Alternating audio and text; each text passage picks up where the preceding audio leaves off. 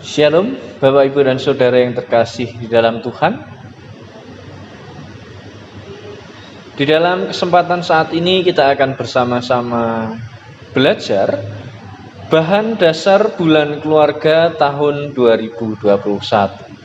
Mari kita menyiapkan hati dan kita awali dengan memuji Tuhan dari Kidung Jemaat 451, Bila Yesus Berada di Tengah Keluarga.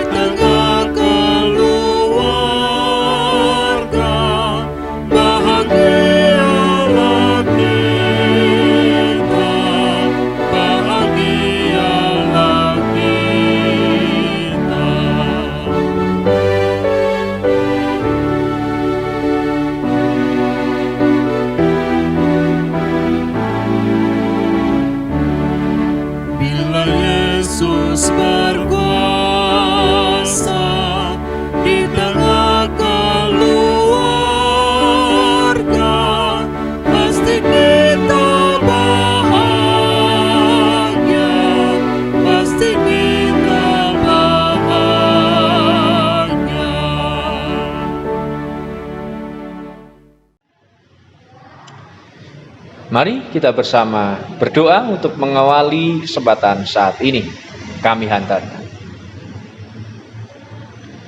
Bapa di surga, terima kasih hari ini begitu luar biasa bagi kami ketika Tuhan masih menyertai kami. Terlebih di bulan Oktober ini, Tuhan masih mengizinkan kami untuk menghayati bulan keluarga, menghayati kehidupan berkeluarga di tengah-tengah keluarga kami masing-masing. Maka di dalam kami memasuki bulan keluarga, kami awali dengan mencoba mengerti akan apa yang Tuhan kehendaki melalui bahan dasar yang Tuhan sediakan. Maka sertai kami ya Tuhan, buka pikiran kami, hati kami, dan biarlah kami fokus pada kesempatan saat ini. Setiap umat Tuhan dimanapun mereka berada, Tuhan juga yang akan memampukan, hamba Tuhan juga Tuhan yang memperlengkapi. Di dalam nama Tuhan Yesus kami berdoa, amin. Bapak, Ibu, dan Saudara yang terkasih di dalam Tuhan, bulan keluarga tahun 2021 saat ini mengambil tema Tuhan Pulihkan Keluargaku. Itu tema bulan keluarga tahun 2021 saat ini, Tuhan Pulihkan Keluargaku. Dengan subtema mengelola luka batin untuk ikut memulihkan sesama. Jadi tema besarnya Tuhan Pulihkan Keluargaku, subtemanya mengelola luka batin untuk ikut memulihkan sesama. Berdasarkan bahan yang dikirim oleh LPPS, tema ini dipilih memang atas dasar kesadaran bahwa ternyata dalam kehidupan sebuah rumah tangga, baik itu yang bertahun-tahun, bahkan berpuluh-puluh tahun, ternyata di tengah-tengah kehidupan rumah tangga itu ada hal-hal yang melukai batin. Baik itu secara sadar ataupun tidak, baik dalam skala kecil ataupun dalam skala yang besar. Dan ternyata kalau kita lihat di tengah-tengah kehidupan berkeluarga, terlebih di tengah-tengah keluarga kita masing-masing, ternyata ini adalah hal yang wajar dan alamiah. Wajar dan alamiah yang bisa saja terjadi di dalam keluarga siapapun dan kapanpun. Karena memang kita sadari tidak ada sebuah keluarga itu yang sempurna. Tidak ada keluarga itu yang sempurna.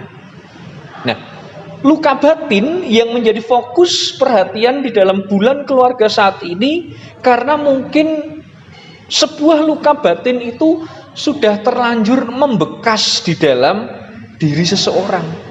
dan tentu berakibat baik secara sadar atau tidak akhirnya berpengaruh pada sikap, relasi, bahkan ketika menjalin atau ketika mengoptimalkan talentanya kepada Tuhan, ternyata bisa berimbas.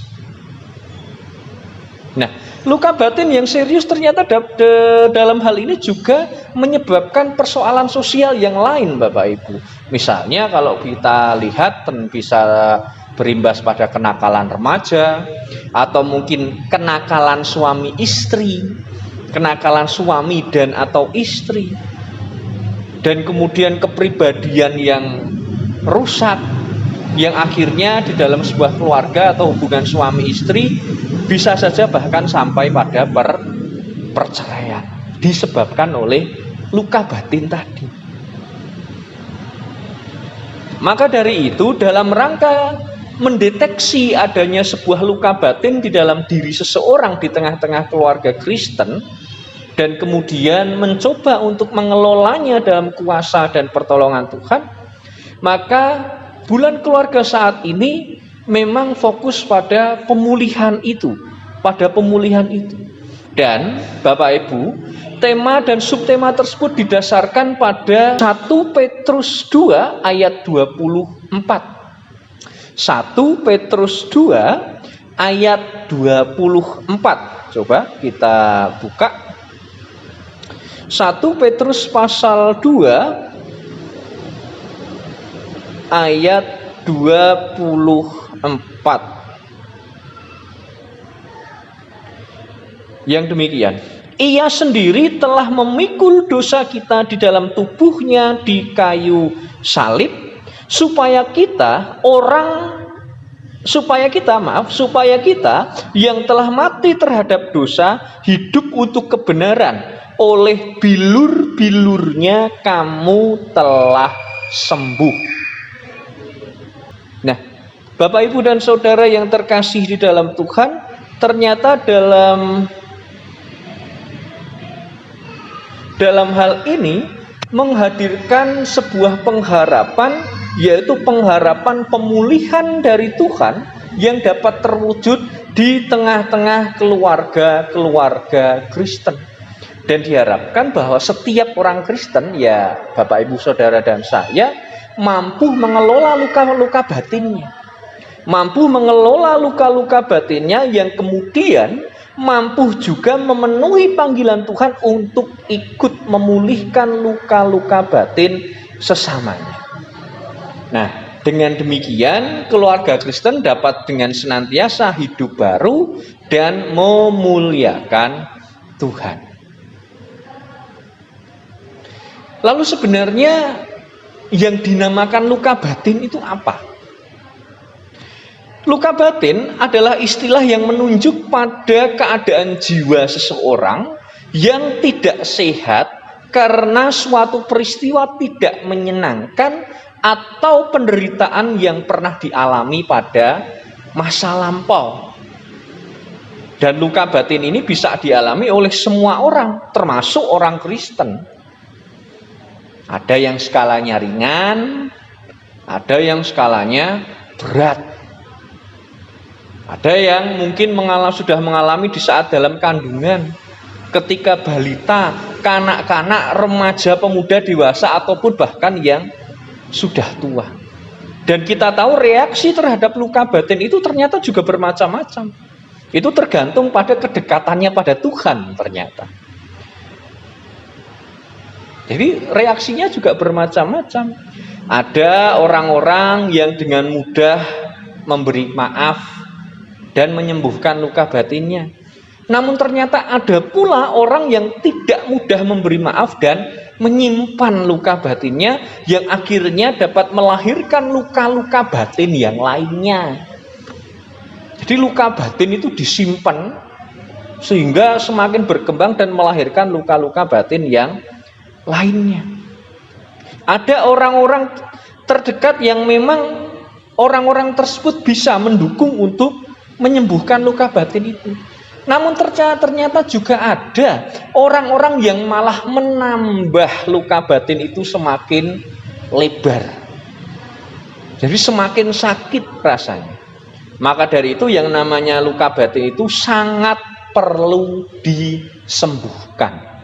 Sangat perlu dipulihkan. Karena banyak sekali keluarga-keluarga, terlebih keluarga-keluarga Kristen yang ternyata berantakan. Karena adanya luka-luka batin dalam diri anggota keluarganya. Ada mungkin sebuah keluarga yang kelihatannya tidak pernah cekcok, tapi ternyata kasihnya suam-suam kuku, tidak totalitas. Karena kita tahu yang namanya luka batin itu harus dipulihkan. Dan ternyata luka batin itu seperti tadi saya sampaikan bisa mengakibatkan kenakalan remaja, bahkan kenakalan baik suami ataupun istri yang bisa menyebabkan sebuah perpecahan di tengah-tengah keluarga. Maka dari itu dalam hal ini kita juga perlu mengetahui ternyata ada beberapa hal, yaitu tanda dan penyebab dari luka batin itu. Ada beberapa tanda orang-orang yang punya luka batin. Nah, coba kita periksa di dalam diri kita, apakah kita termasuk orang yang memiliki tanda-tanda ini. Yang pertama, orang yang memiliki luka batin memiliki tanda dia tidak peduli dengan orang lain. Lalu orang itu juga terlalu sensitif perasaannya, jadi mudah tersinggung, kurang bergaul, lalu kemudian tidak tahu dan tidak punya rasa terima kasih. Lalu berikutnya, orang yang memiliki tanda-tanda, memiliki luka batin, memiliki tanda-tanda sangat sulit untuk mengampuni orang lain, keras kepala, jiwanya labil, esok dele sore tempe. Lalu suka atau gampang menghakimi orang lain, mudah stres, frustasi, tidak pernah merasa puas, sombong, selalu suka berbohong. Bahkan di sini dikatakan juga salah satu tanda orang yang memiliki luka batin membenci dirinya sendiri, sering marah, bahkan marahnya juga kepada Tuhan, sering lari dari masalah. Bahkan yang paling parah, orang yang punya luka batin bisa melukai dirinya sendiri. Nah, tanda-tanda tersebut juga ternyata ada penyebabnya. Beberapa penyebab sehingga seseorang itu memiliki luka batin. Yang pertama, orang itu bisa saja karena ditolak, baik itu di dalam keluarganya ataupun dalam sebuah komunitas yang ia ikuti. Kemudian penyebab lainnya juga kurang kasih sayang, baik dari orang tuanya ataupun dari komunitasnya, baik sekolah, gereja, teman bermain, dan yang lain sebagainya. Lalu penyebab yang lainnya adalah juga karena mungkin dilukai atau disakiti oleh orang tuanya atau orang-orang terdekat, baik disakiti secara psikis atau secara fisiknya. Lalu juga penyebab yang lainnya adalah seseorang bisa memiliki luka batin karena disebabkan orang tersebut terlalu dimanja secara berlebihan oleh orang tuanya. Yang kemudian penyebab lain sehingga seseorang memiliki luka batin, orang itu diremehkan. Lalu yang terakhir, penyebab yang terakhir sehingga seseorang memiliki luka batin, adanya sebuah peristiwa yang menakutkan yang menyebabkan trauma.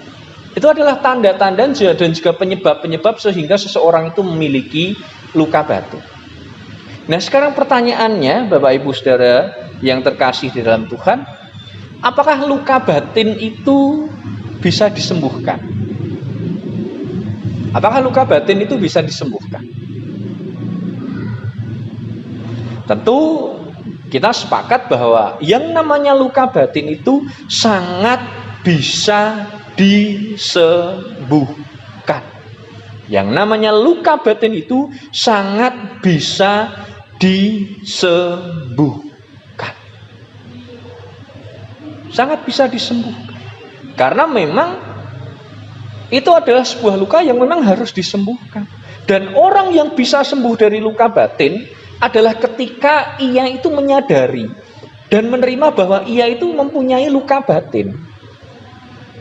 Harus menyadari dan menerima bahwa orang itu menerima luka batin. Karena kadangkala untuk bisa menyadari dan menerima kondisi tersebut ternyata dibutuhkan bantuan atau pendampingan orang lain untuk menolongnya.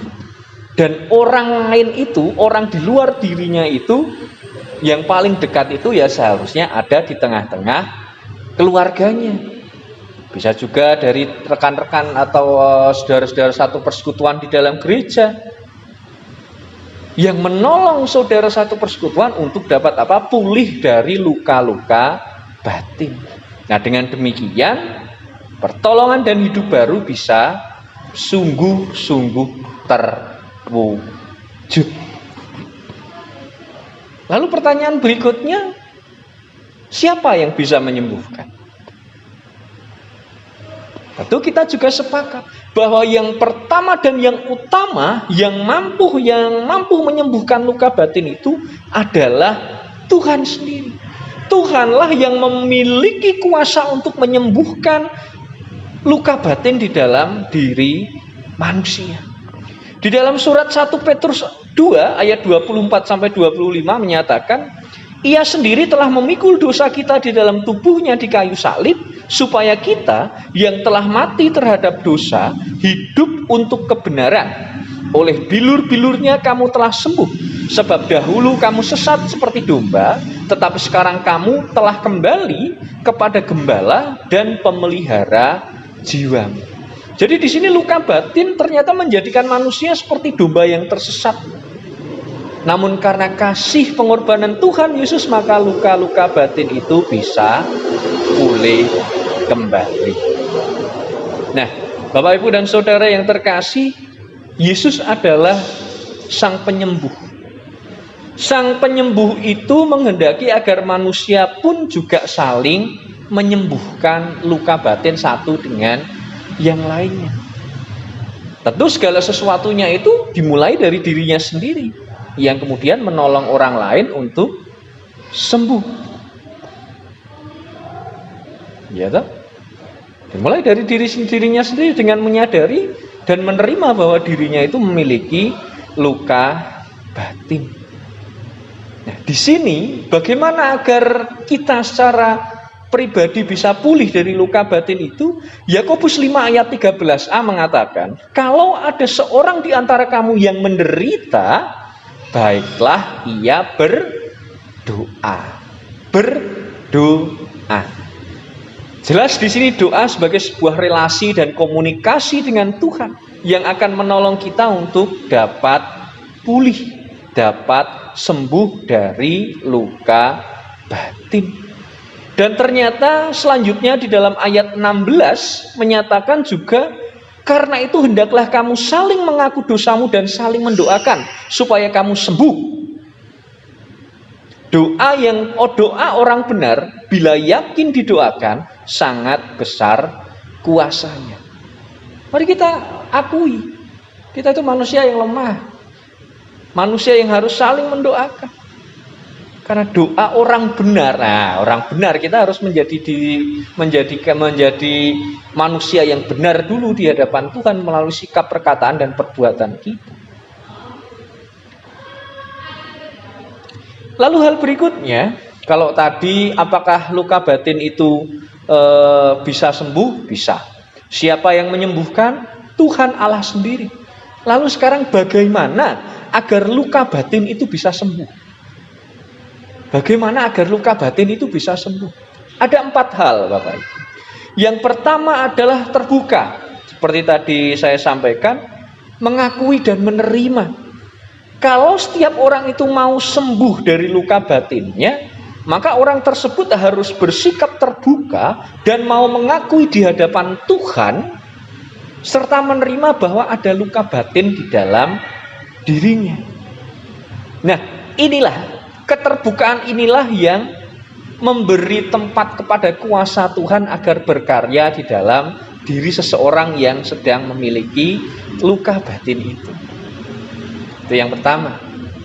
Lalu hal yang kedua yang dapat mendukung pemulihan dari luka batin itu adalah memahami, mengampuni, dan mendoakan. Memahami, mengampuni, dan mendoakan.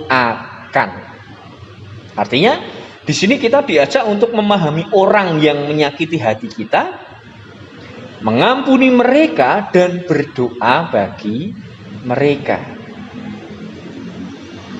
Di sini kita diajak agar luka batin itu bisa pulih, ya kita diminta untuk dapat memahami, mengerti orang yang menyakiti kita, agar mungkin orangnya memang sikapnya demikian. Lalu mengampuni, ya wis, tidak apa-apa. Lalu doakanlah mereka. Karena jelas di dalam Lukas 23 ayat 34 Tuhan Yesus sendiri yang menyatakan, ampunilah mereka. Ampunilah mereka. Tentu doa yang kita ucapkan juga haruslah tulus. Itu hal yang kedua. Lalu hal yang ketiga, agar bagaimana luka batin itu bisa sembuh, bahwa seseorang yang memiliki luka batin harus menyadari bahwa Tuhan itu mengasihinya. Kalau tadi ada dalam tanda-tanda orang yang memiliki luka batin marah kepada Tuhan, harus menyadari agar luka batin itu sembuh, harus sadar bahwa Tuhan itu mengasihinya. Karena memang terbukti di dalam perjalanan kehidupan Tuhan Yesus pun, Tuhan Yesus mengasihi banyak orang, menyembuhkan orang sakit. Salah satu contohnya Matius 9 ayat 35 mengatakan, demikianlah Yesus berkeliling ke semua kota dan desa, ia mengajar dalam rumah-rumah ibadat dan memberitakan Injil kerajaan surga, serta melenyapkan segala penyakit dan kelemahan. Cetok, jelas Tuhan Yesus sendiri juga suka membantu menyembuhkan orang lain dari segala penyakit. Itu yang ketiga. Lalu yang keempat, agar bagaimana dapat pulih dari luka batin itu adalah selalu mengisi hati dengan firman Tuhan. Saya ajak Bapak Ibu Saudara membuka Mazmur 119 ayat 28. Mazmur 119 ayat 28. Kita baca sama-sama. 1, 2, 3. Jiwaku menangis karena duka hati. Teguhkanlah aku sesuai dengan firman-Mu. Jelas, pemazmur di sini menyadari perlunya firman Tuhan untuk menghibur dan menyembuhkan hati yang terluka. 4 hal yang ternyata dapat memulihkan seseorang dari luka batin. Namun perlu dicatat Bapak Ibu dan Saudara, bahwa ternyata pemulihan luka batin adalah sebuah proses yang kita tidak tahu proses itu berjalan sampai kapan. Namun yang pasti proses itu bukanlah proses yang instan.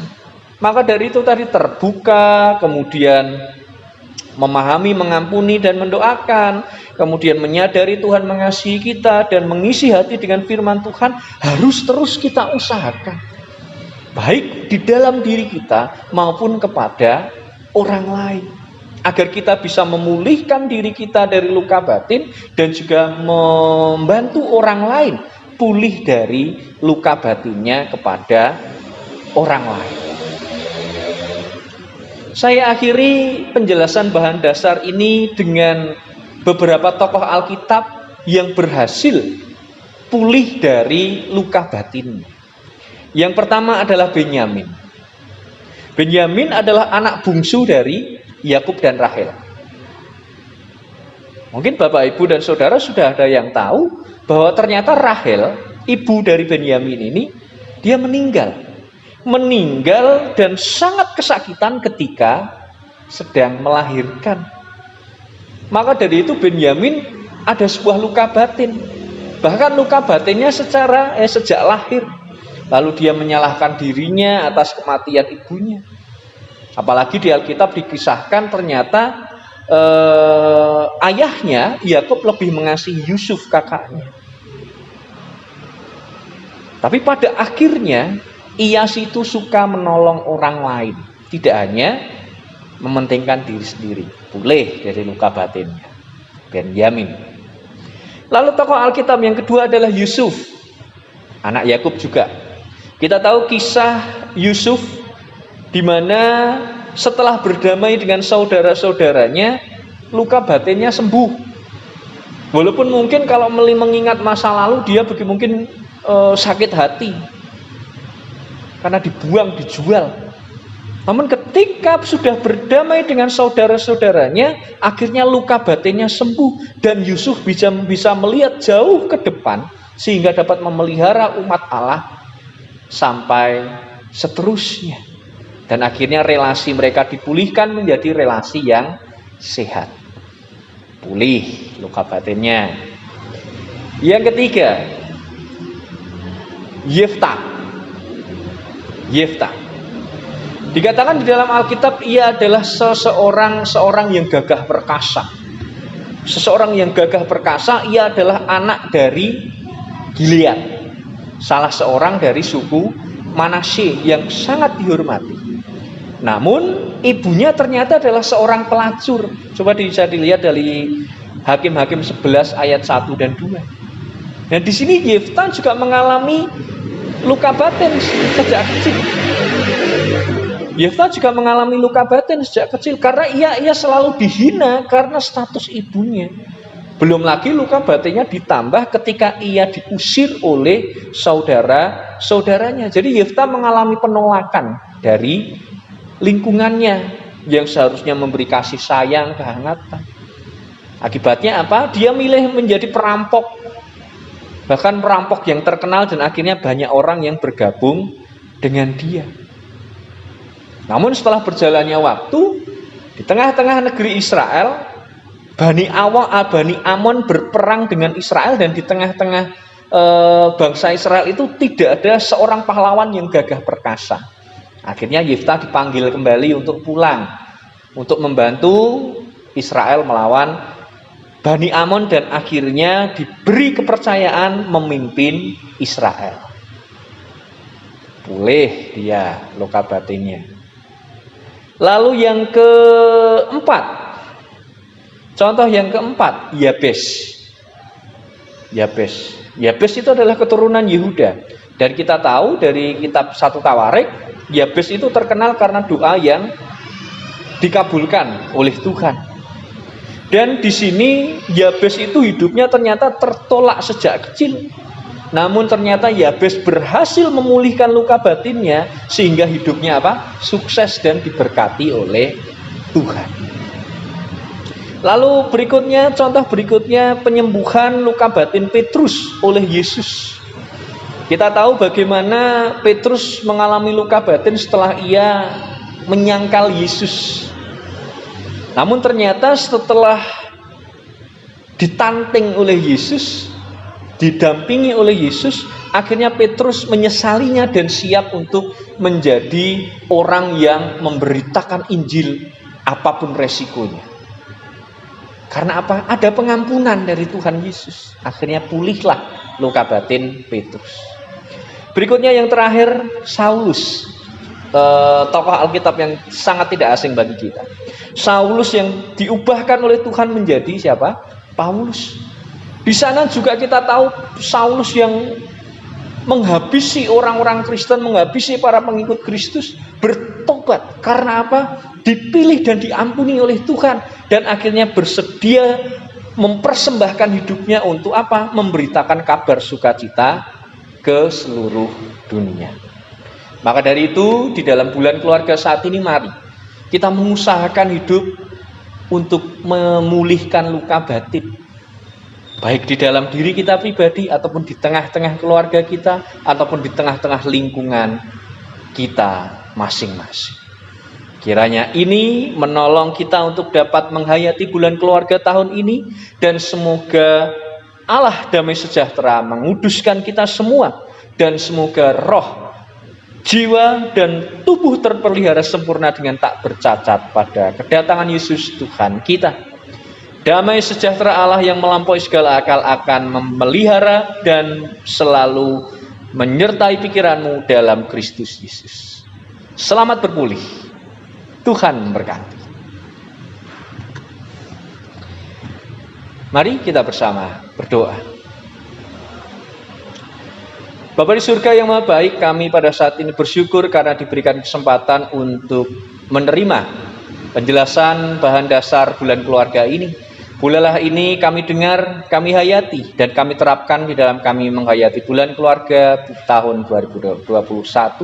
Dan biarlah Tuhan yang menolong kami. Maka sertai kami ya Tuhan, tolong kami. Dan pada saat ini juga kami berdoa bagi keluarga kami masing-masing yang mungkin ada luka-luka batin di tengah-tengah kehidupan berkeluarga kami. Tuhan kiranya yang memulihkannya. Tuhan juga kiranya yang akan menolong kami saling memulihkan satu dengan yang lainnya.